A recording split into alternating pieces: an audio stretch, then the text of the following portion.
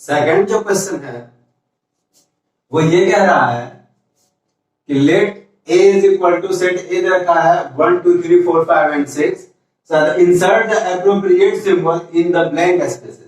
यहाँ इसे इसमें हमें appropriate symbol यूज करना है।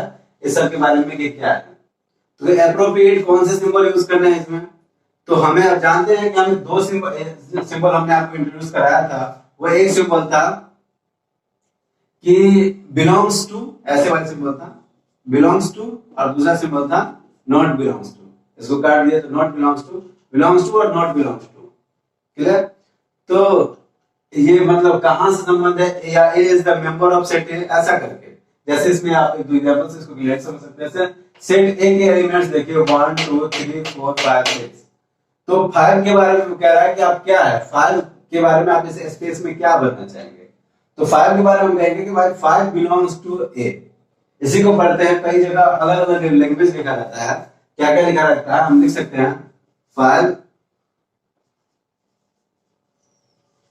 बिलोंग्स टू सेट ए, या फिर 5 is an element of set ए।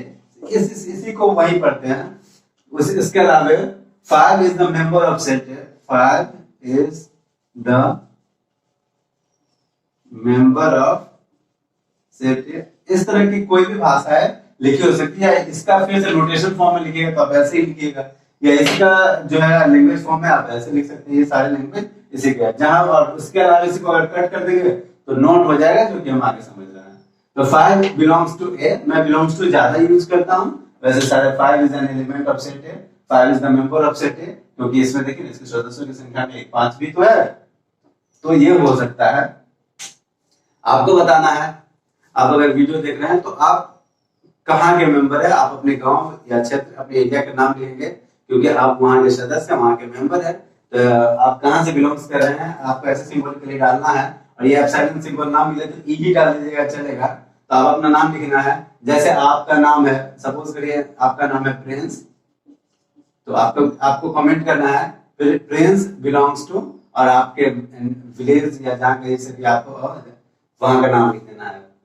ठीक है, जहां से आप वीडियो देख रहे हैं उस लोकेशन है, तो हम समझ जाएंगे कि वहां की हमारी वीडियो देखी जा रही है। और साथ ही साथ हमें आपके इसका नोटेशन भी आपको पता चलेगा, अच्छा लगेगा। एक कम्युनिकेशन हो पाएगा हमारे और आपके बीच में। ये जरूरी है, एक टीचिंग लर्निंग प्रोसेस में हमारे और आपके बीच में प्रॉपर कम्युनिकेशन जरूरी है।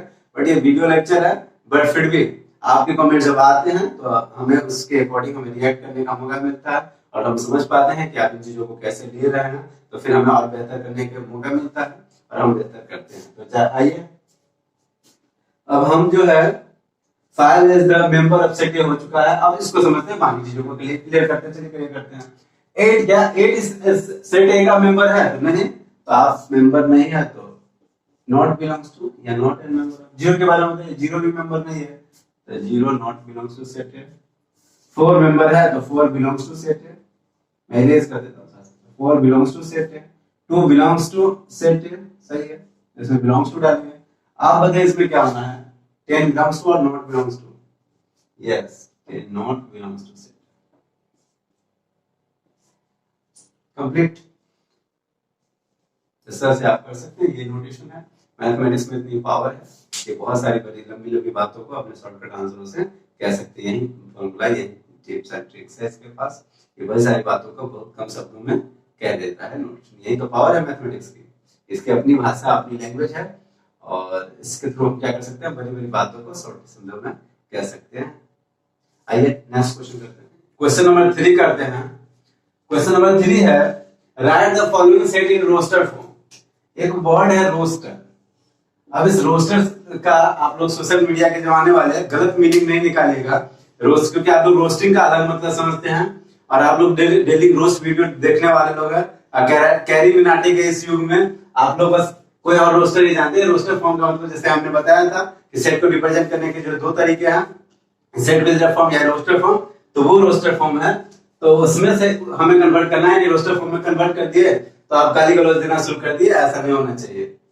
आइए अब शुरुआत करते हैं। हमारा फर्स्ट है x such that x is an integer, और जो x की जो वैल्यू है, x is greater than -3 and less than 7। -3 से बड़ा और 7 से छोटा होना चाहिए। तो अगर इसको हम कन्वर्ट करें तो हम यहाँ पे लिख सकते हैं set A is equal to integer है, इंटीजर -3 से बड़ा इंटीजर क्या हो सकता है, यहाँ इक्वालिटी लगा रहता है तो हम -3 भी लेते हैं, अगर नहीं है तो -3 से बाहर ले सकते हैं -2, -1, 0, 1, 2, 3, 4, 5 एंड 6 तक ले सकते हैं हम लोग। 7 नहीं ले सकते हैं क्योंकि 7 से भी लेस देन का यहाँ की इक्वालिटी नहीं है। तो हम ले सकते हैं -2 से लेकर के अप टू 6। ये इसको हमने रोस्टर फॉर्म में कन्वर्ट कर लिया सेट ए को। दूसरा है सेट बी के बारे में है कि x is a natural number, एक नेचुरल नंबर है और 6 से छोटा नेचुरल नंबर है। तो आसान है इसे तो करना। जैसे इसको लिखो b इज इक्वल टू, अगर 6 से छोटा नेचुरल नंबर है तो नेचुरल नंबर जैसा कि आप सभी को पता है 1 से शुरू होता है, तो 1, 2, 3, 4 एंड 5 ये सारे इसके क्या हो गए नेचुरल नंबर। इसको हमने रोस्टर फॉर्म में लिख दिया। रोस्टर फॉर्म में के क्राइटेरिया तो आपको पता ही है कि सबको हम करली ब्रैकेट में अलग अलग एलिमेंट्स को लिखना है, तो हम दे दे करके रिप्रेजेंट कर देंगे। तो वही काम कर रहे हैं। इसमें रोस्टर फॉर्म का एक और बात ध्यान रखने की, किसी भी एलिमेंट को हम दो बार नहीं लिखते, उसका वो मीनिंगलेस है, कोई मतलब ही नहीं है उसका एक एलिमेंट को दो बार लिखना। थर्ड है C is equal to x such that x is a 2 digit number, ये कोई 2 डिजिट का नंबर है, such that the sum of its digit is 8। 2 digit का हमें एक नंबर लिखना है, उसका कलेक्शन है और उसके डिजिट का सम हमें जो है 8 मिल जाना चाहिए। तो हम यही लिख लेते हैं, स्पेस की थोड़ी सी कमी होती है, यहां लिख लेते हैं c इज इक्वल टू, चलिए लिखते हैं 2 डिजिट नंबर। तो इसमें अगर हम आपके लिए फर्स्ट लेटर 0 तो ले सकते हैं क्योंकि जी कलेक्शन ऑफ डिजिट 0, 8 तो ये तो 1 डिजिट नंबर हो जाता है, इसलिए 0, 8 हम नहीं ले सकते, तो 1 से शुरू करते हैं। 1, 7 ये दोनों मिलाकर 8 हो रहा है।